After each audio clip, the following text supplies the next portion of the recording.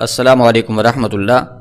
محمد عمیر کراچی سے یہ بھائی پوچھتے ہیں کہ اگر کوئی شخص واش روم میں مکمل کپڑے اتار کر غسل کرتا ہے، اس طرح سے اس کا وضو ہوگا یا نہیں، اور کیا وہ اس وضو کے ساتھ نماز پڑھ سکتا ہے یا پھر اسے نماز کے لیے دوبارہ سے وضو کرنا پڑے گا؟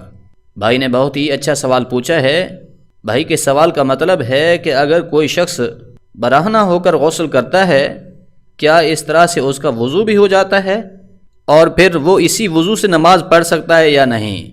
دیکھیے، وضو والے جتنے اعضاء ہیں، یعنی کہ وضو میں 4 فرائض ہیں۔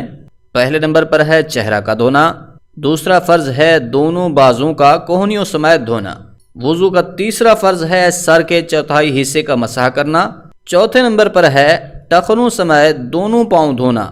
تو یہ ہیں وضو کے 4 فرائض۔ اور غسل میں یہ ہے کہ پورے جسم پر اس طرح سے پانی بہائیں کہ جسم کا کوئی بھی حصہ ایک بال برابر خشک باقی نہ رہے۔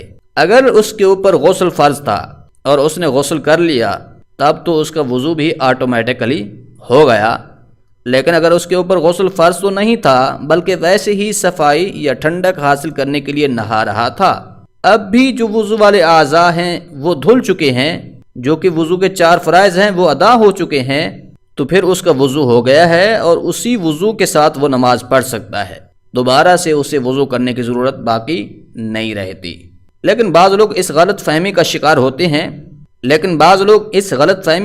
ہوتے ہیں کہ جو شخص ننگا ہو گیا ہے تو اس کا وضو ٹوٹ چکا ہے، لہٰذا اگر کوئی شخص ننگا ہو کر غسل کرتا ہے، نہاتا ہے، تو اس طرح سے اس کا بھی وضو نہیں ہوگا کیونکہ وہ ننگا ہو کر نہایا ہے، جبکہ یہ ایک بہت بڑی غلط فہمی ہے، کیونکہ اگر کوئی شخص برہنہ ہو جائے، اس کا سطر کھل جائے، تو اس سے اس کا وضو فاسد نہیں ہوتا بلکہ وضو قائم رہتا ہے۔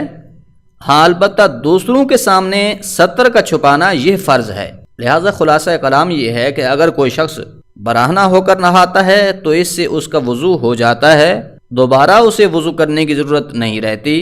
ہاں، اگر کوئی ایسا مسئلہ پیش آیا ہے کہ جس سے وضو ٹوٹ جاتا ہے، یعنی کہ ہوا خارج ہو گئی یا قطرے نکل آئے، تب تو وضو کرنا ضروری ہوگا، لیکن اگر کوئی ایسا معاملہ پیش نہیں آیا تو پھر غسل کے بعد دوبارہ وضو کرنے کی ضرورت باقی نہیں رہتی، بلکہ اسی غسل کے وضو کے ساتھ ہی نماز پڑھی جا سکتی ہے۔ امید ہے بات سمجھ آ گئی ہوگی۔ اللہ کریم عمل کرنے کی توفیق بخشے، آمین۔